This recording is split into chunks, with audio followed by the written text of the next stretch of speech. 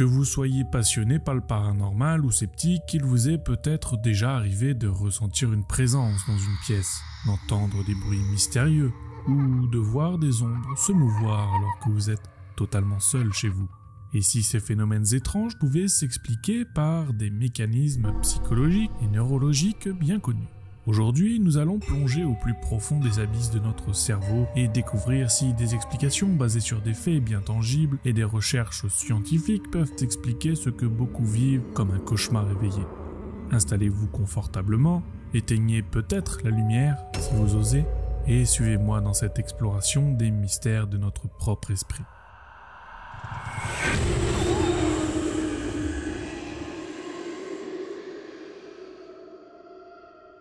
Commençons par ce que l'on appelle les biais cognitifs.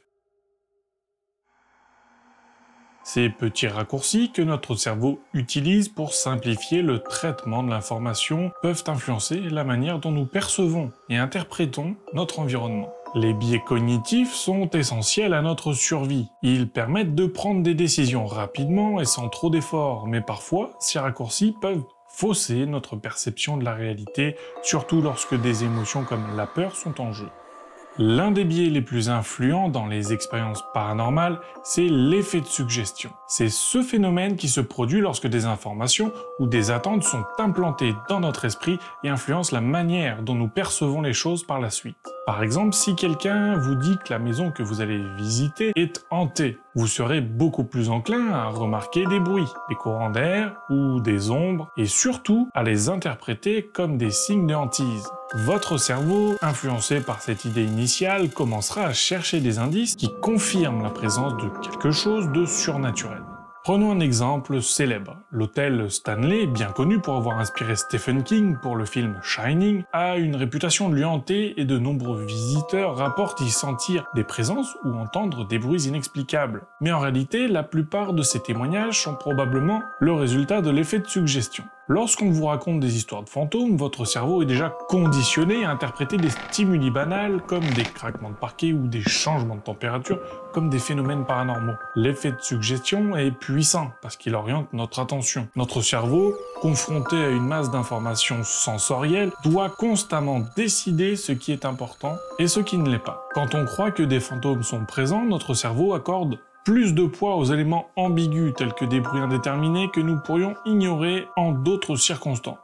Pour faire simple, nous devenons hyper vigilants aux signes potentiels de hantise, même si ces signes ont une explication parfaitement logique. Ensuite, parlons du biais de confirmation. Ce biais consiste à privilégier les informations qui confirment nos croyances préexistantes tout en ignorant ou minimisant celles qui les contredisent. Par exemple, imaginons un enquêteur paranormal qui entre dans un bâtiment abandonné avec l'intention de prouver que l'endroit est hanté. Dès qu'il entend un bruit de bois qui craque, voit une ombre ou détecte une variation sur son appareil de mesure comme le K2, il est tenté de conclure qu'il s'agit d'une manifestation paranormale. Dans ces moments, il est beaucoup moins susceptible de chercher des explications rationnelles comme le vent qui fait bouger les vieilles fenêtres ou des animaux qui se déplacent dans le bâtiment. Le biais de confirmation est particulièrement fort lorsqu'il est question d'événements inexpliqués car nous avons tendance à vouloir que nos croyances initiales soient justes.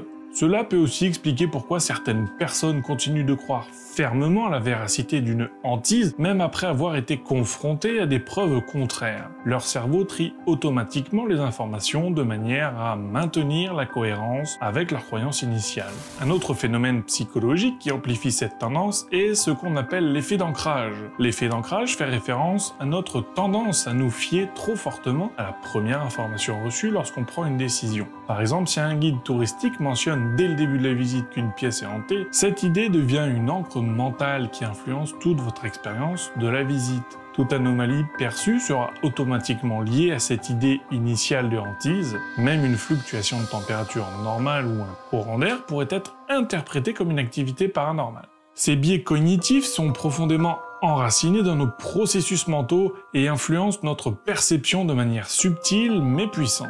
Ils expliquent pourquoi tant de personnes, en particulier dans les lieux supposés hantés, vivent des expériences qui semblent surnaturelles. Mais gardons à l'esprit qu'ils ne sont qu'une partie du tableau. Pour comprendre vraiment pourquoi certaines personnes ressentent des présences paranormales, il nous faut explorer d'autres aspects, tels que les étapes psychologiques et physiologiques.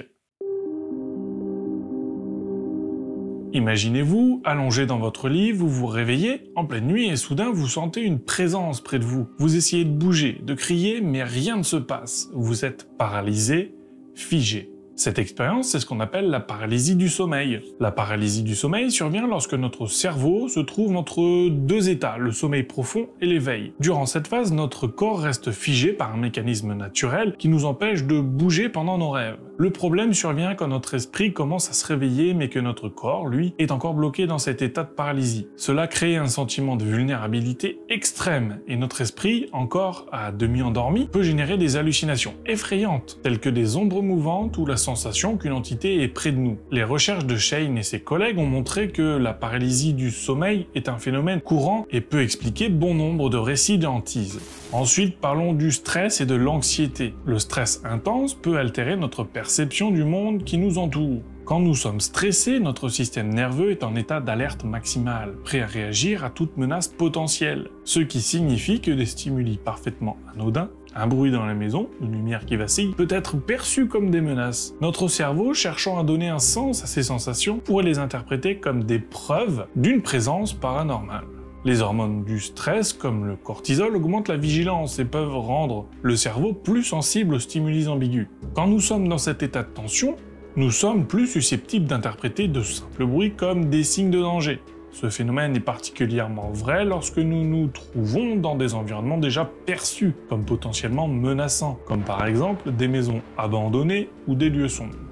Dans l'affaire Enfield, qui a fasciné le monde entier, une famille a vécu des événements étranges et troublants dans leur maison. Les enquêteurs ont révélé que la famille traversait une période de stress intense, notamment en raison de problèmes financiers et familiaux. Cette anxiété aurait pu rendre les membres de la famille plus vulnérables à des interprétations paranormales de phénomènes ordinaires. Il y a l'isolement sensoriel, les environnements sombres comme les caves ou les greniers, ou les endroits isolés où les stimuli visuels et auditifs sont rares, peuvent influencer notre cerveau. Lorsqu'il manque d'informations sensorielles, le cerveau essaie de remplir les blancs, ce qui peut provoquer des perceptions illusoires, comme des mouvements dans l'obscurité ou des sons qui semblent soudainement plus menaçants. Quand nous sommes privés de stimuli sensoriels, notre cerveau devient plus réceptif aux petites perturbations, amplifiant des détails qui ne seraient autrement ignorés. L'isolement sensoriel peut aussi provoquer des hallucinations mineures, car notre esprit essaie de compenser les manques d'informations en inventant des stimuli, créant ainsi des illusions d'apparition ou de sons inexplicables. Passons à un autre phénomène fascinant et très connu, la pareidolie. Ce mécanisme psychologique nous pousse à voir des formes familières, comme des visages ou des figures humaines dans des objets ou des motifs aléatoires. C'est un résultat de notre évolution.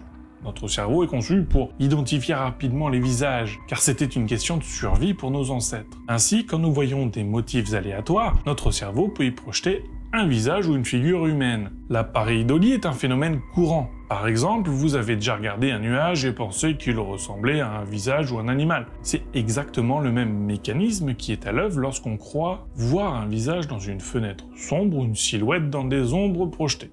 Notre cerveau est câblé pour reconnaître des formes significatives, même lorsqu'elles sont composées de simples stimuli visuels désordonnés. Dans l'affaire Amityville, une célèbre photo montre un enfant apparaissant dans une fenêtre. Cette image est souvent citée comme une preuve d'une présence surnaturelle, mais il est possible que ce soit un exemple classique de pareidolie où notre cerveau interprète des ombres et des reflets comme étant un visage humain. Il y a aussi les hallucinations hypnagogiques et hypnopompiques. Ces hallucinations surveillent dans les états transitoires entre le sommeil et l'éveil. Notre cerveau, encore en partie en train de rêver, peut projeter des images ou des sons dans la réalité. Ces expériences peuvent inclure des visions de formes menaçantes, des sons inexplicables, voire des sensations de toucher. Cela peut être particulièrement troublant et est interprété comme une manifestation paranormale.